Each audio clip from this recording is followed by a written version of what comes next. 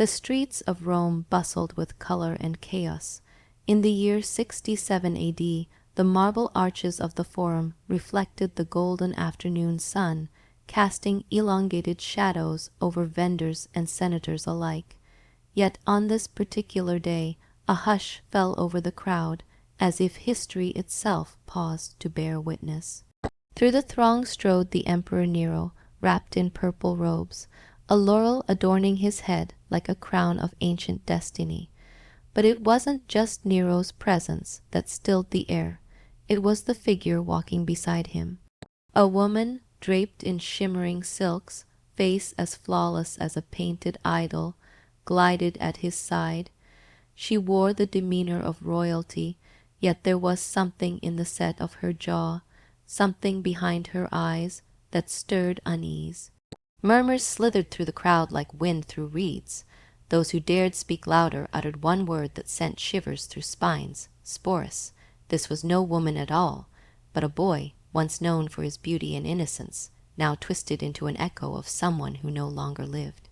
The tale of how this transformation occurred was more than mere rumor.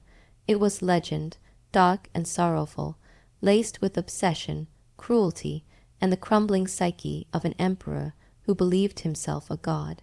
Nero hadn't always been a madman.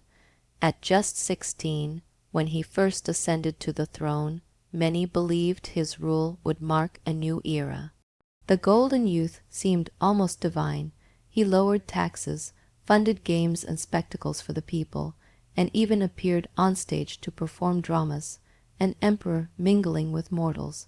It was charming, it was radical, and it was dangerous. Because behind Nero's honeyed words and dramatic flair was a hunger for validation that would soon consume him. For a time, Rome was willing to be charmed. The city loved its young ruler, and Nero loved being loved. But within the opulence of his marble palaces, cracks began to form. With every whisper in the Senate, every glance from an ambitious rival, paranoia tightened its grip around Nero's heart. The only cure he knew for that dread was complete, unrelenting control. And into that tempest stepped Poppaea Sabina. To Nero, she was more than a lover. She was vision incarnate, ruthless, graceful, intoxicating. Where his first wife, Octavia, was quiet and dutiful, Poppaea was fire. Her laughter rang through the halls like bells of power. Her wit danced with his own in ways no one else dared. Their affair began in scandal and blossomed into madness. He left Octavia for her, divorced and exiled her, all to make Poppaea his empress. It wasn't enough. Nero wanted to own her, body and soul. He surrounded her with spies under the guise of guards, showered her with treasures from the farthest reaches of the empire, sapphires from India, perfumes from Arabia, silks soaked in imperial dye. He flooded his private quarters with portraits and sculptures of her. She could never truly leave his gaze, but Poppaea was not easily caged. She had her own mind, her own voice, and she used it. She mocked his amateur performances, scolded his political choices, and on one fateful day in 65 AD, she pushed him too far. She was pregnant, she was bold, she was unafraid. No one knows precisely what sparked the argument. Perhaps it was a trivial insult, perhaps a deeper wound. But in a fit of fury, Nero lashed out, kicked her, some say. Others describe a brutal beating. In either case, the result was the same. Poppaea lay bleeding on the floor of the imperial palace, her unborn child dying within her. Nero knelt over her broken body, wailing, screaming for her to live as if his authority could reach into the underworld and pull her back. But even emperors cannot command the dead. Her death shattered him. Or perhaps it unmasked him. What followed wasn't mourning, it was madness. Nero refused to have her cremated, as was Roman custom. Instead, he had her embalmed, entombed in a shrine greater than those of any who had ruled before. He established a cult in her name. Priests were appointed, offerings were made, and at court, Everyone was expected to pretend she was still alive. Empty seats were left at banquets. Poets composed verses as though she might hear them. In this crumbling world of fantasy and power, Sporus entered the scene. He was young, perhaps 14 or 15, a boy born into slavery but freed within the imperial household. He had never known freedom in its truest sense. His life had always been at the mercy of others. But within the palace he had received an education, wore fine robes, and held a certain status. And then Nero saw him. What did he see? Not Sporus the boy, but Sporus the mirror. The shape of his face, the slope of his eyes, the softness of his voice, they echoed Poppaea so vividly that Nero could not look away. In a world ruled by superstition and symbolism, this resemblance was more than coincidence. It was omen, it was invitation, it was obsession reborn. Nero didn't hesitate. He summoned his physicians and ordered something unthinkable. The boy was to be altered, made into her. The transformation was not a choice, not even a suggestion. It was command. Sporus was castrated in the emperor's own palace chambers, strapped down while men with crude tools performed irreversible surgery. It was agony. It was annihilation. When the wounds began to heal, the next phase of the transformation began. Sporus was no longer Sporus. He was given a new name, Sabina. He was given dresses sewn from imported silks and shaped to disguise his masculinity. Jewelers crafted earrings and necklaces that had once belonged to the real Poppaea, now passed down like ceremonial chains. Cosmetics artists taught him to soften his face, to draw his eyes with kohl, to blush his cheeks with powders. He was trained to walk with delicate grace, to sit with precision, to speak in higher tones.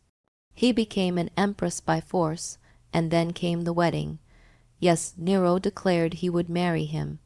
In the spring of 67 AD, Rome prepared for an imperial ceremony unlike any before.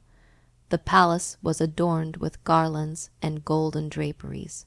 Lamps were lit in their thousands. Musicians rehearsed love songs. Nobles donned their finest robes and practiced their smiles. Sporus, Abina, walked the aisle in bridal gown, veiled and trembling. The rituals were followed to the letter. Vows were exchanged, sacred bread was shared, legal documents were signed. A new empress was crowned not with joy, but with the weight of an identity ripped from his soul. Nero looked at him and saw only the woman he had lost. He called him Poppaea. He spoke of memories that never belonged to Sporus, and Sporus responded in kind, learning how to survive in the palace of a mad god by becoming the perfect ghost of a woman he never knew. The palace halls echoed with a quiet unease. Though tapestries still shimmered on marble walls and fountains still bubbled with perfumed water, a cold current ran beneath it all, an undercurrent of fear, confusion, and silent horror. For those who walked the corridors of Nero's empire, reality had become performance, and Sporus, now known only as Sabina, was its most tragic player. His days began before the sun rose. Servants would enter his chambers not with the reverence owed to an empress, but with the urgency of handlers tending to a royal illusion. They brought with them fabrics woven from the East, trays of cosmetics, gold ornaments shaped like crescent moons and lions' heads. There was no time for rest, no room for disobedience. His body was no longer his own. Every motion, every breath, every glance was curated to perfection. Failure wasn't punished with correction. It was punished with death. He was dressed with care so precise it bordered on surgical, hair curled and twisted with iron rods, cheeks painted in subtle layers, lips reddened, eyes lined in black coal. His voice was rehearsed each morning. He was to sound soft but not mute, bright but not bold, Too masculine, and he risked reprimand. Too timid, and he risked irrelevance. There was no balance, only survival.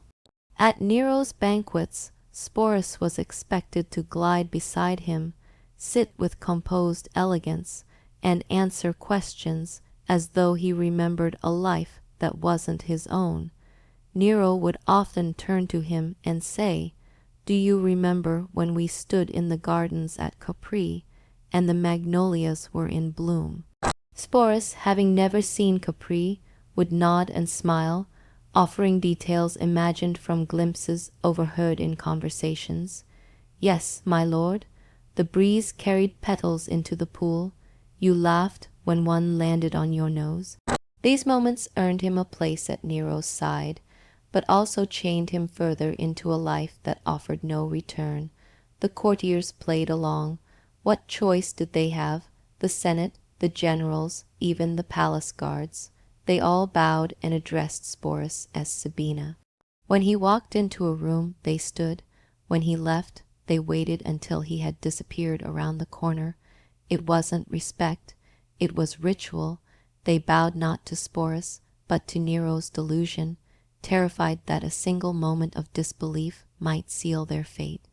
Outside the palace, rumors flew like arrows. Common folk whispered about the boy, empress who had once been a slave. Market stalls filled with cheap drawings, some mocking, others sympathetic of a veiled youth with haunted eyes. But no one dared speak of it in the open. To acknowledge Sporus's true identity was to risk exile or execution, and yet Sporus adapted. He learned how to dance without faltering, how to maintain a serene expression even when Nero's temper flared, how to respond to lies with invented memories. He became a master of silence, of presence without voice, of dignity carved from ashes.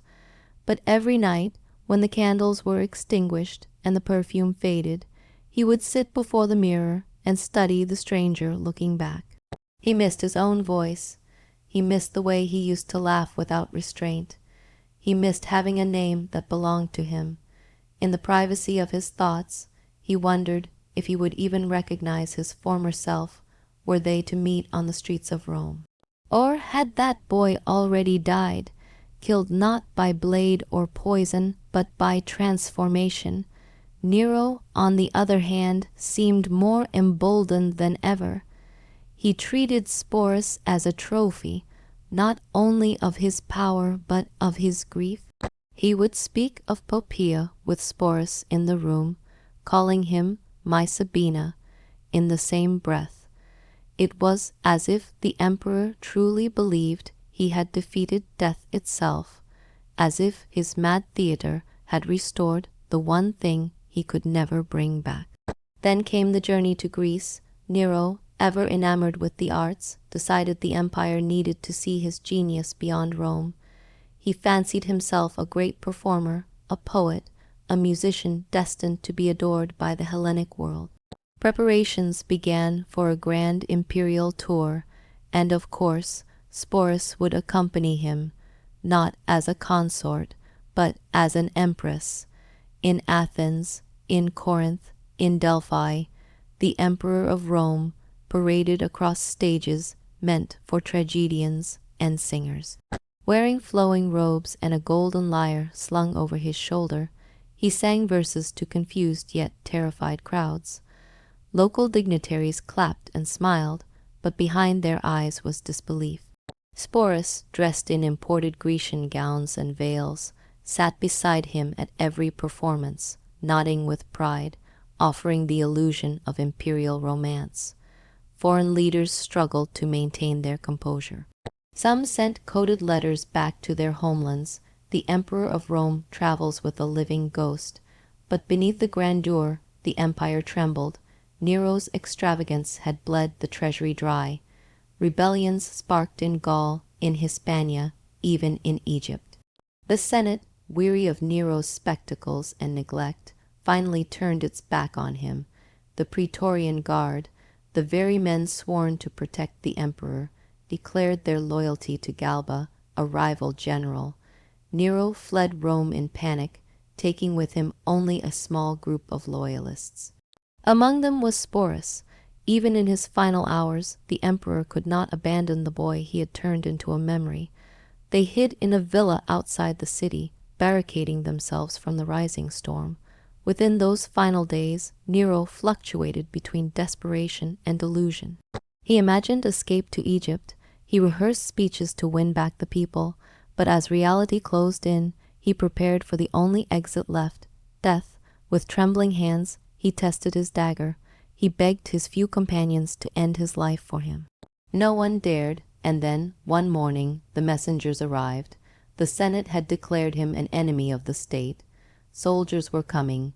Nero, once god and emperor, now faced humiliation, torture, perhaps crucifixion. He drove the blade into his throat. Sporus watched as the man who had unmade him bled out on the floor. There were no tears, only silence, but freedom did not follow. Nero's death left Sporus more vulnerable than ever. In the new power vacuum, many viewed him as a dangerous symbol of the fallen regime. Others saw him as a prize. Nymphidius Sabinus, the Praetorian prefect who briefly seized influence after Nero's death, claimed Sporus as his own. He promised to marry him, to restore honor to the name Sabina, but the promise was mockery, and before it could be fulfilled, Sabinus was murdered by his own men. Sporus passed from hand to hand like property. Next came Otho, another short-lived emperor. He kept Sporus close, not out of affection, but to flaunt control over a relic of Nero's madness. Then Vitellius, Nero's brutal successor, took possession of Sporus. It was said he planned a public spectacle, forcing Sporus to reenact the rape of Persephone before a jeering crowd at the Colosseum. That was the final blow. Stripped of dignity, faced with humiliation beyond even what he had endured, Sporus made the only choice that was ever truly his. He took his own life. Some say it was poison. Others whisper he threw himself onto a soldier's sword. However it happened, he was likely no more than 20 years old. His death barely rippled through the empire. Historians recorded it not with empathy, but with disdain for Nero's decadence. They saw Sporus not as a human, but a symptom.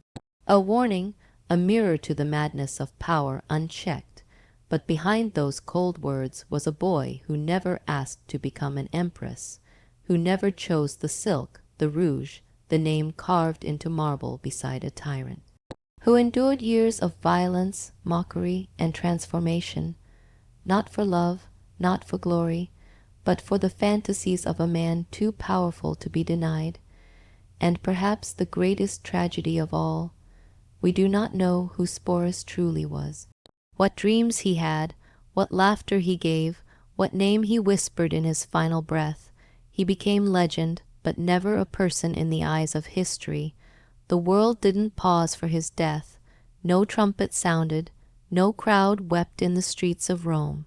There were no coins struck in his image, no statues erected in marble, no scrolls penned to honor his memory.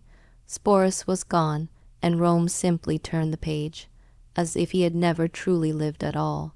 Yet within the silence left behind, his ghost lingered.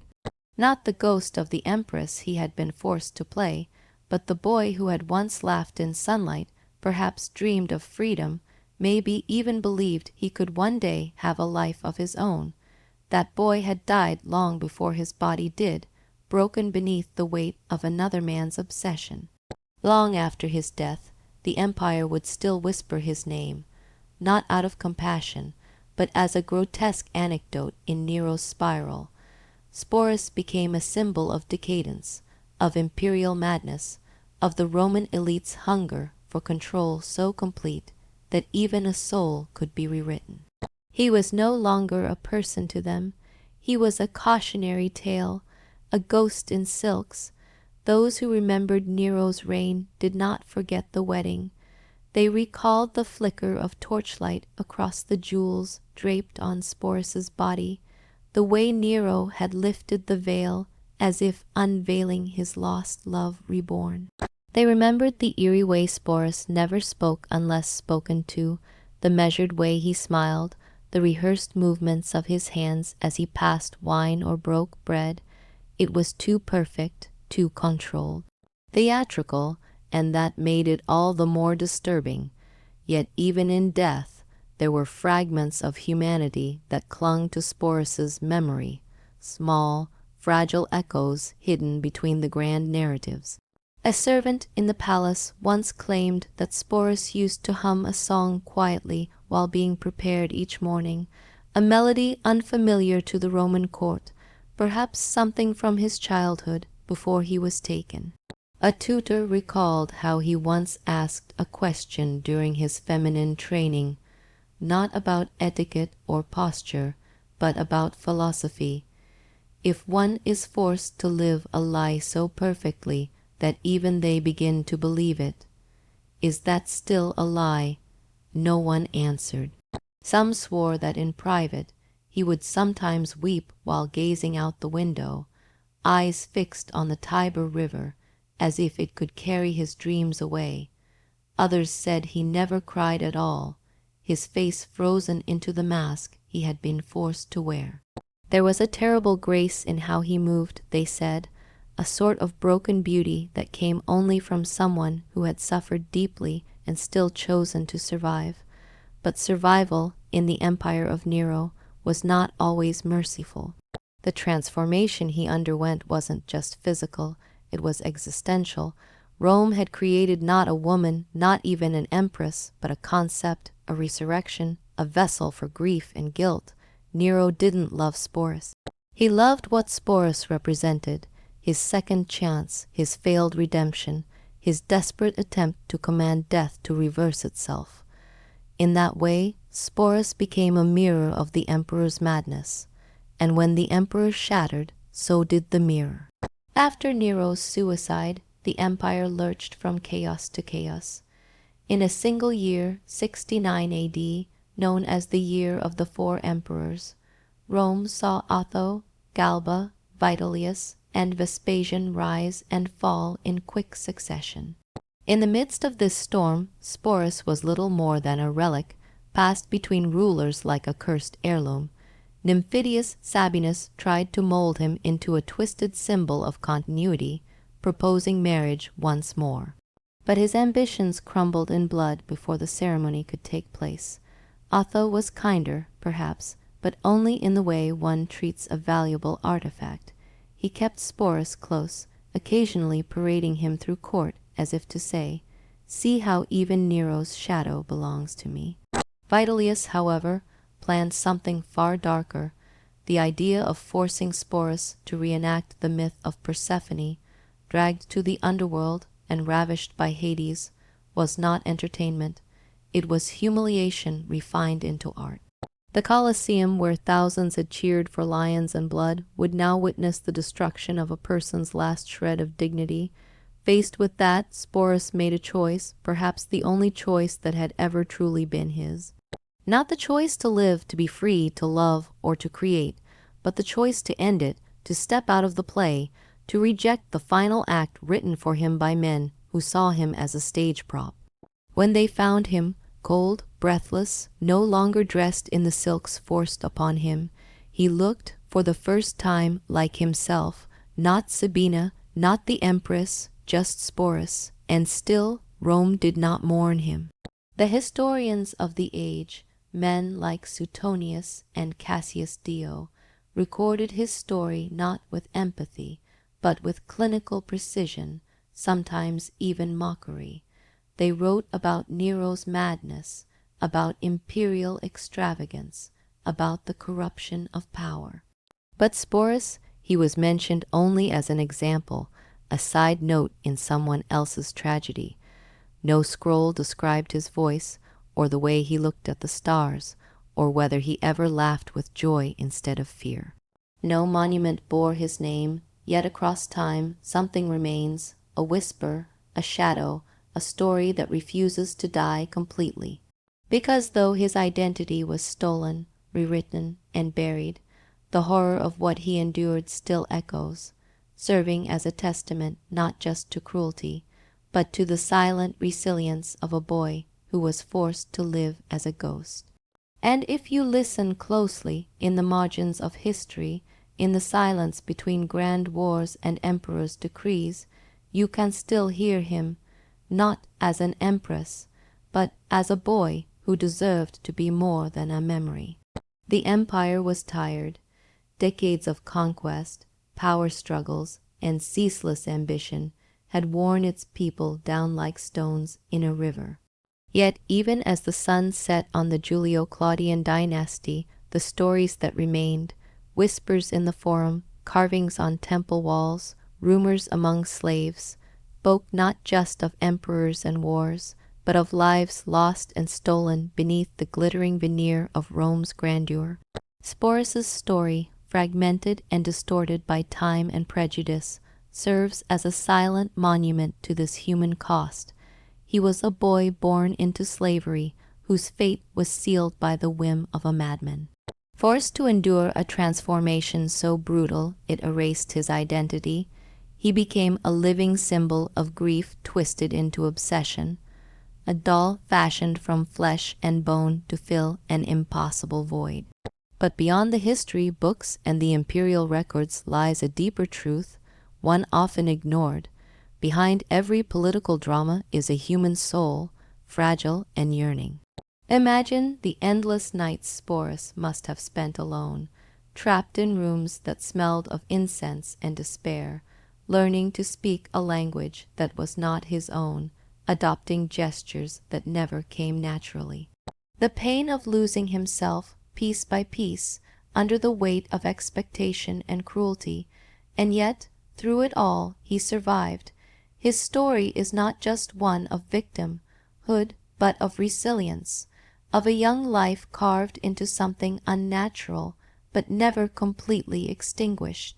It is the story of how power, absolute and unchecked, can break bodies and minds alike, how obsession can consume love and turn it into a weapon, how a society that glorifies strength can shatter those who do not fit its mold.